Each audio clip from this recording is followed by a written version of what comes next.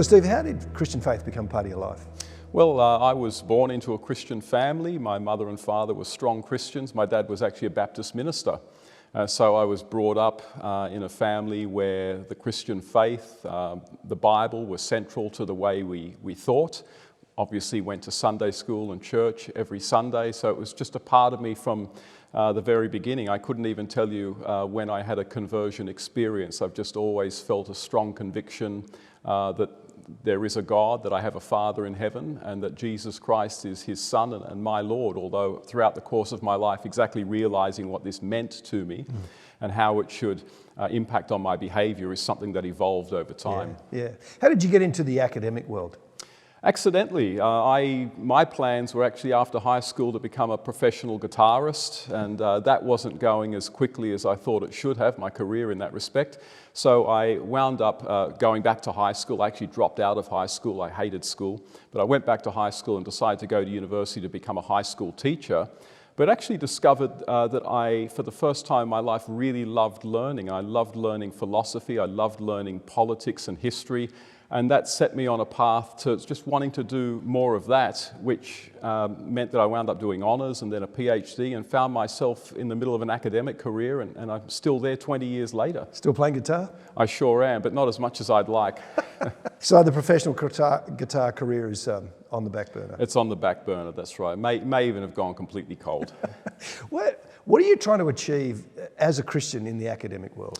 To promote clarity of thinking among Christians more generally in the sort of the lay world, but also to inform them about the contribution, the ambiguous contribution, the good things and the bad things that Christians have done historically, to make them thoughtful about the legacy of Christ's church in history, but also to promote a kind of confidence among modern Christians that Christianity and Christians have done incredible things historically, improving the lives of individuals and improving whole nations, and to generate a kind of confidence that can withstand a lot of the attacks and the skepticism and the cynicism about Christianity that they encounter just in general culture, in the media, and at universities. And so for me, there's a real devotional aspect to my scholarship. I am an objective scholar, and I say things as they are, but ultimately what I want to do is to provide a kind of clarity, knowledge, and confidence among Christians that they can be proud of being followers of Jesus. What are the specific challenges in this cultural moment in the academic world? Oh, there are several. I mean, there's the old sort of challenge, the idea that Christianity, with its belief in miracles, even with its belief in God, is just fundamentally irrational.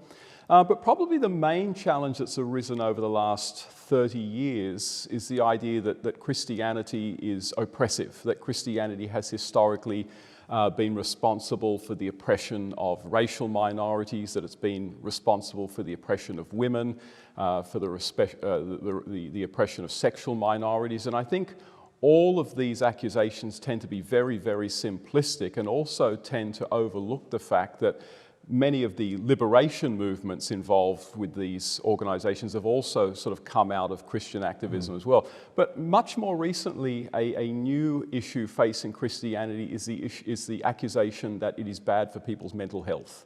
And so the harmfulness of Christianity is going to be the major accusation against Christianity for about the next 20 or 30 years, particularly when it comes to the health of people in the LGBT community. So Christianity, once upon a time, was called irrational, then oppressive. Now it's going to be called harmful. Wow.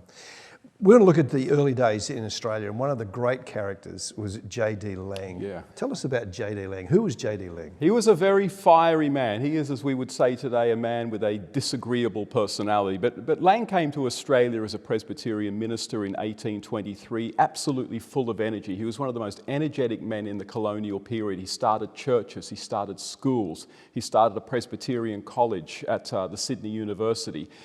He promoted all sorts of causes, ranging from republicanism to immigration. Henry Parkes, who was one of his disciples early on, when Parkes came to Australia in the late 1830s, he called J.D. Lang, the greatest Australian who'd ever lived. And Parkes was the father of Federation. So Lang was just one of the towering, great 19th century figures, particularly in New South Wales, but at the time that included what we would call today Victoria and Queensland. He was contentious though, wasn't he?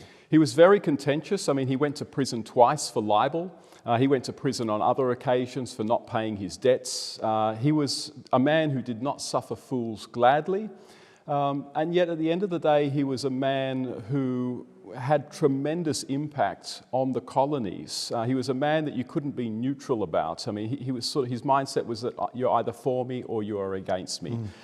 So no one denies that he had a huge impact on Australia at large and was one of the most influential men of the 19th century. But yes, a man who almost thrived on controversy. Yeah. He went back to the UK on a number of occasions to recruit people to come to Australia. Yes. How successful was he in recruiting, and who did he recruit? He recruited people from Scotland, from England. At one point he brought out about 4,000 to 6,000 people to come to New South Wales in a range of jobs from mechanics to farming. He brought over Scottish Highlanders. Scotland in the 1830s and 40s was going through an appalling shortage of food, and so he brought hundreds of Scots over, and he brought people also over to Queensland as well to work as farmers, and he spent a good part of the 1830s and 40s travelling back and forth to England promoting Australia. He wrote books promoting Australia. He wrote one of the earliest histories of Australia, all to promote what he called the golden lands of Australia. And he also went over to promote Australian cotton. He would go over with samples of Australian cotton and say that, and show that they were some of the best in the world. And his motive for that was actually try to undermine the slave industry in America. He thought that if we could produce cotton as good as American cotton with much cheaper labor, that would destroy the slave industry in America, and he would be able to see the end of slavery in his lifetime. What was going on in revivals in the UK? Because revivals were prolific in the UK at that period. Yeah, revivals are taking place pretty much throughout the UK and the US in the 18th and 19th century. So Lang's career and the career of many other Christians in Australia is taking place at the same time as revivals. And as Stuart Piggin has said, not only do you have the evangelical revivals of the 1830s and 40s in England and the Great Awakening of the 1830s and later Great Awakenings in America, but you have revivals in Australia throughout the 19th century as well. So this is all happening at the same time. It's an amazing period.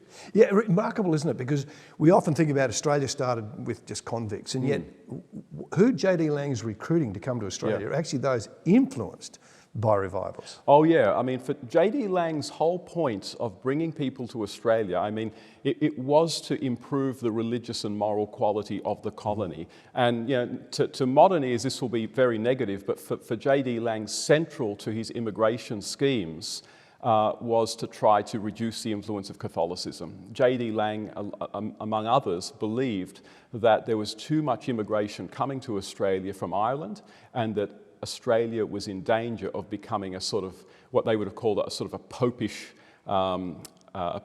land. And so he really wanted to bring as many solid Calvinist Protestants over to Australia to offset the Catholic influence. He really had dreams of Australia being a kind of Puritan paradise like New England was in America. And he was fascinated with America as well. He went to America in 1840, met the president, Van Buren, came back to Australia, fired up about the separation of church and state and republicanism. Yeah. Fascinating guy. Yeah, absolutely. In 1836, Richard Burke, who's the governor, instituted the Church Act. What was the Church Act? The Church Act was the setting aside of £30,000 in the New South Wales budget to help build churches and to help pay the salaries or the stipends of ministers.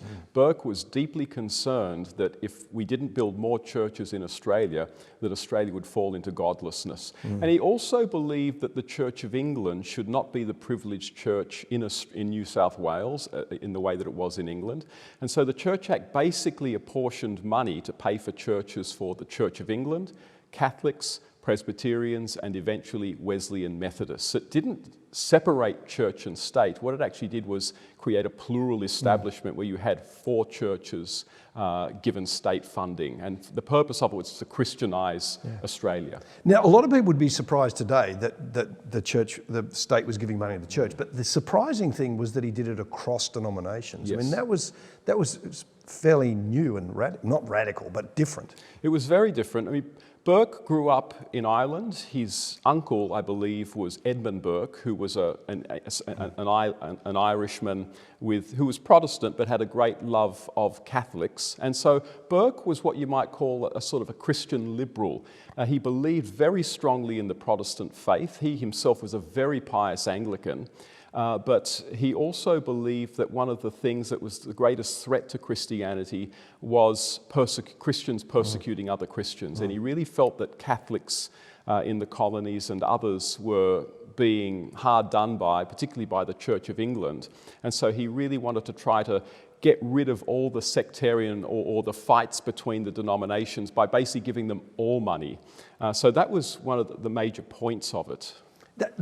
As we're saying, that's very different to the Church of England, which is here you have the English establishment with one church. Oh yeah, exactly. And people in New South Wales and elsewhere in Australia thought that this was a sort of revolutionary move. But those who were in favour of the Church Acts reminded people that, it's one thing to disestablish the Church of England in England, where it's been established for 400 years, or since Henry broke away from Rome in the early 1530s. But it's another thing to not establish the Church of England in a land where it's kind of only been established for about a generation. It's a totally different thing. And there was this sense of optimism for many who came to Australia that we can do things differently here. We can have a different land system. We can have a different church system.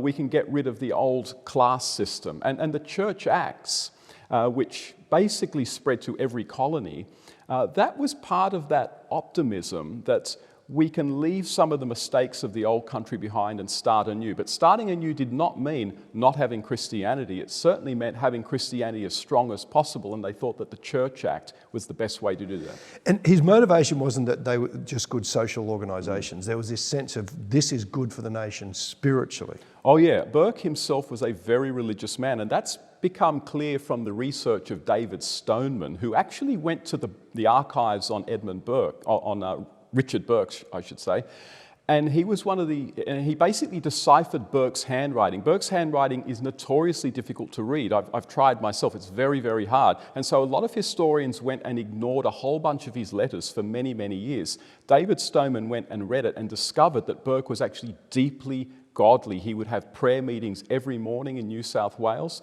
His wife Elizabeth was a strong evangelical. So Burke himself was a very, very strong Christian with a strong devotional life, and he sincerely believed, as most people did at the time, that religion is not just good for individual well-being, but it's just good for the spiritual health and vitality of a nation as a whole. It brings up this whole issue of the separation of church and state. How do you think they dealt with it then? Yeah, well, first, the separation of church and state in colonial Australia tended to mean the severing of the financial ties between the colonial governments and the churches, first and foremost. Secondly, what it tended to mean was things like religious equality and religious freedom. And so many people in colonial times did not believe in the separation of church and state, in the idea that the government shouldn't be funding the churches, because there was this general perception that state support of the churches is just a good symbol for people to see, that the government supports religion financially. So to separate them the two financially was actually quite a bold move. And it was contentious, but the reason so many wanted it separated, including someone like John Dunmore Lang, was because there was this strong belief that the lesson of Europe is that when governments prop up churches, people become apathetic about their churches. They see that the government's going to pay the minister, the government will pay for the buildings, and so they stop caring about it. They don't look after it.